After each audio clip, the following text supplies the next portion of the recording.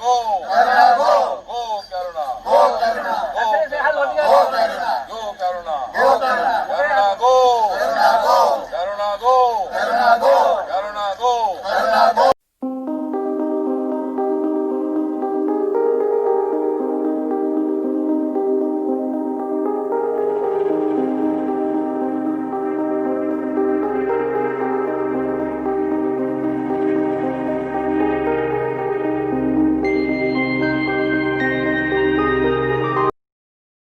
मित्र है और मतलब आपको वहां बैठने का मौका मिला, इसीलिए मैं आपको हार्दिक बधाई देता हूँ। आपने बहुत कोशिश की, मतलब लोकतंत्र में होता है कि भाई लोकतंत्र में तो जो लोग चाहते हैं उनकी सत्ता आती है। आपकी सत्ता बहुत साल तक रही। जब आपकी सत्ता थी तब मैं आपके साथ था।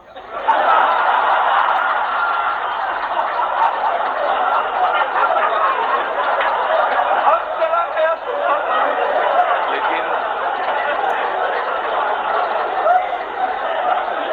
और चुनाव के पहले मुझे लोग कांग्रेस के बोल रहे थे कि भाई इधर आओ, लेकिन मैं बोला उधर जाकर मैं क्या करूं। मैंने हवा का रुख देखा था कि हवा नरेंद्र मोदी जी की तरफ जा रही है।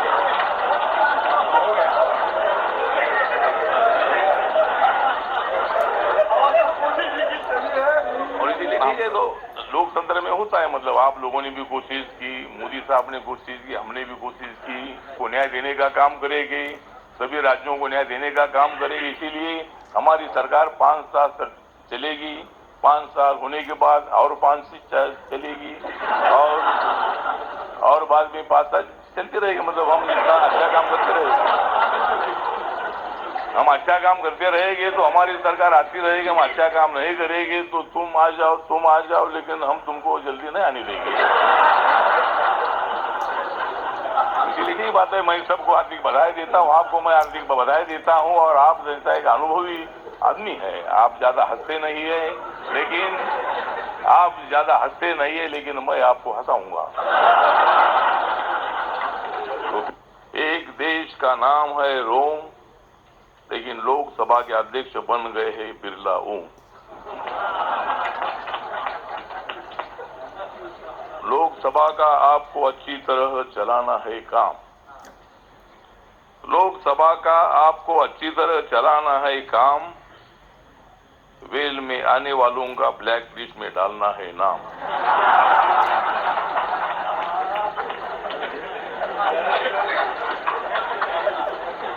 नरेंद्र मोदी जी और आपका दिल है विशाल। नरेंद्र मोदी जी और आपका दिल है विशाल। राहुल जी आप अब रहो खुशहाल। हम सब मिलकर हाथ में लेते हैं एकता की मशाल। हम सब मिलकर हाथ में लेते हैं एकता की मशाल और भारत को बनाते और भी विशाल। आपका राज्य है राजस्थान, आपका राज्य है राजस्थान, लेकिन लोकसभा की आप बन गए हैं जान। भारत की हमें बढ़ानी है शान, भारत की हमें बढ़ानी है शान। लोकसभा चलाने के लिए आप जैसा परफेक्ट है मैन।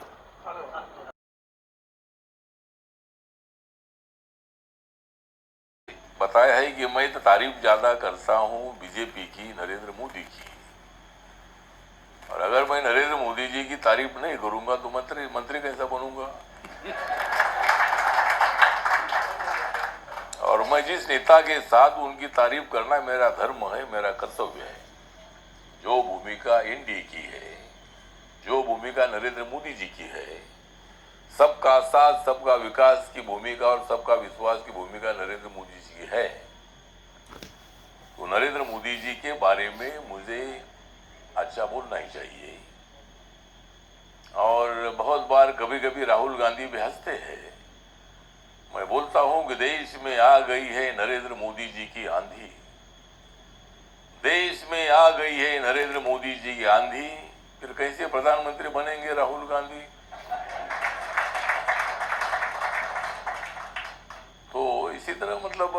पार्टी बीजेपी में विलय करने का विषय नहीं है। ये पार्टी बाबा साहब अम्बेडकर जी की पार्टी है। गो कोरोना, कोरोना गो, कोरोना गो, गो कोरोना, गो कोरोना, गो कोरोना, गो कोरोना, गो कोरोना, गो कोरोना, कोरोना गो, कोरोना गो। कोरोना। लेकिन अगर डंडे की बात प्राइम मिनिस्टर के लिए डंडे मारेगी इसी तरह की गलत बयानबाजी करना ठीक नहीं था, लेकिन उन्होंने इसी तरह की बयानबाजी की है। इसलिए हमने बोला कि अगर आप डंडा मारेंगे तो हम अंडा भी मार सकते हैं, डंडा मारेंगे तो डंडा की तो दिखाई नहीं देगा, लेकिन हम अंडा मारेंगे तो अंडा पूरा मुंह पर आ जाएगा, अंडा फिर पूरे अंग पर आ जाएगा और वो सब लोगों को दिखाई देगा और उससे ज्यादा बदनामी हो जाएगी। इसीलिए डंडा मारने की बात उन्होंने नहीं करनी चाहिए। एक जिनका एमपी है उनको ज्यादा टाइम मिलता नहीं है, लेकिन मैं बहुत टाइम लेता था। मुझे सोमनाथ चटर्जी बहुत डांटते थे, बैठो बैठो बोलते थे, लेकिन मैं बोलता था कि बोले आप बैठो तब मैं बैठूंगा और फिर वो खड़े रहते थे मुझे नीचे पे बिठाने के लिए, लेकिन मैं बैठता नहीं था। तो मेरे ऊपर बहुत गुस्सा करते थे, ऊपर से गुस्सा करते थे लेकिन अंदर से मेरे ऊपर बहुत प्यार करते थे। इसी तरह मुझे बहुत बार मौका मिलता था, तो मुझे आदत है कि बैठ बैठ लिखने की। मुझे एक ऐसी कविता का जो किताब होता है वो किताब छापने के लिए मेरी कविता होती नहीं है। मेरी कविता लोगों का मन शांत करने के लिए होती है, उनका मन उल्लसित करने के लिए होती है। इसीलिए मैं बैठे बैठे मैं कविता लिखता हूँ और वो लोगों को पसंद आती है। और आज तक मैंने मतलब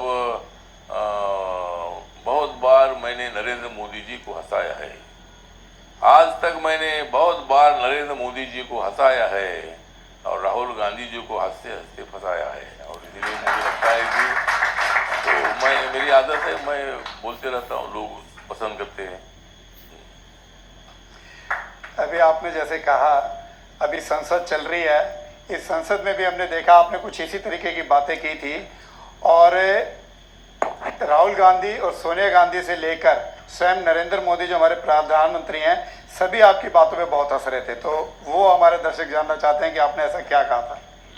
मैंने कहा था कि भाई ये 2019 की लड़ाई तो हमने जीत ली है, लेकिन 2024 की लड़ाई भी हम जीतेंगे, 2029 की लड़ाई हम ही जीतेंगे, 2034 की लड़ाई हम जीतेंगे।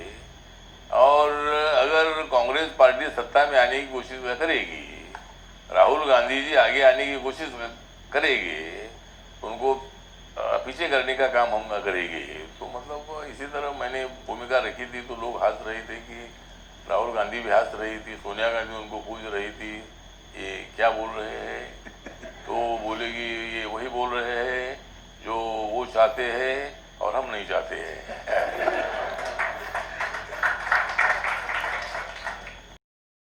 राहुल गांधी को पप्पू नहीं बोला हूँ, लेकिन मैंने एक बार ऐसा बोला था कि राहुल को लग गई है चाहूल, राहुल को लग गई है चाहूल, 2019 में बना देगी नरेंद्र मोदी माहौल।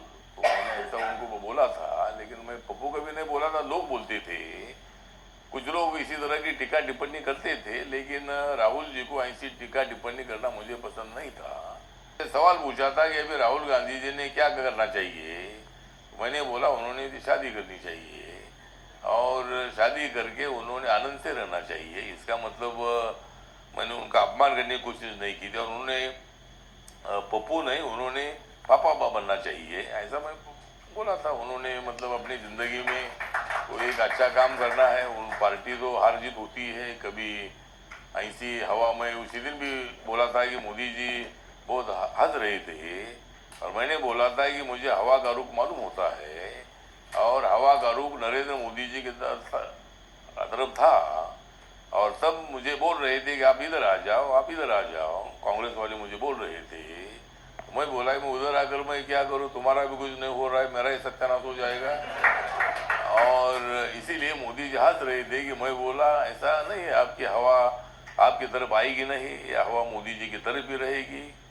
और अभी 5 साल हम रहेंगे और 5 साल हम रहेंगे, दूसरे 5 साल में आप आने की कोशिश करेंगे तो हम आने नहीं देंगे।